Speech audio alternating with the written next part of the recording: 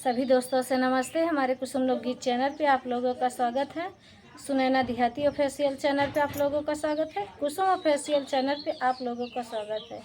देखिए दोस्तों, कुसुम दीदी नहीं है क्योंकि आज कोहड़ौरी का तैयारी कर रही हैं। कल कोहड़ौरी बरी और हम दोनों सहेली सुनाने चल रही हूँ। जीव दुख दुख कर पता नहीं गीत बने कि नहीं बने।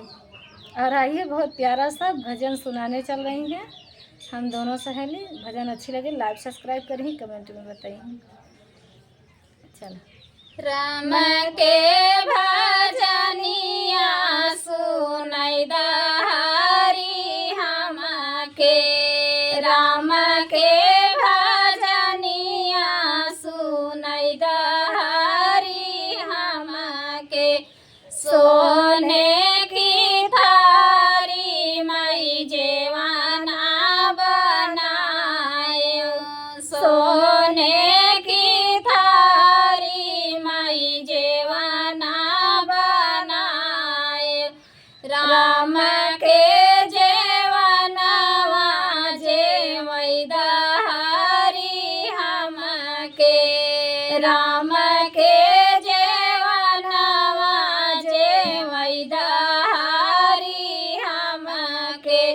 राम के भजनिया सुनई दहारी हम के, राम के भजनिया सुनई दहारी हम के।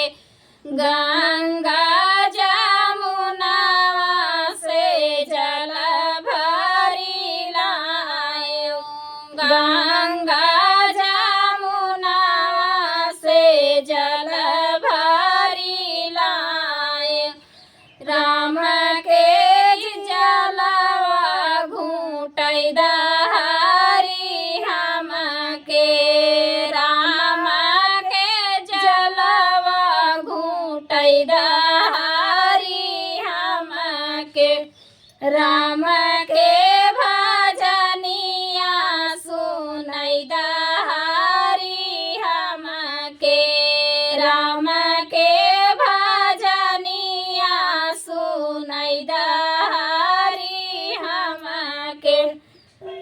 लाची लवांगे कबीरा लगाए, लाची लवांगे कबीरा लगाए। राम के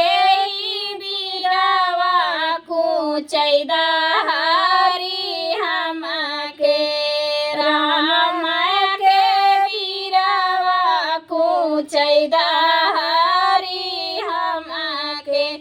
राम के भजनिया सुनई दहारी हम के, राम के भजनिया सुनई दहारी हम के। फूल लोरिया लोरी से जल गाए, फूल लोरिया लोरी से जल गाए। राम कैसे जिया सुतई दहारी हम के, राम कैसे जरिया सुतई दहारी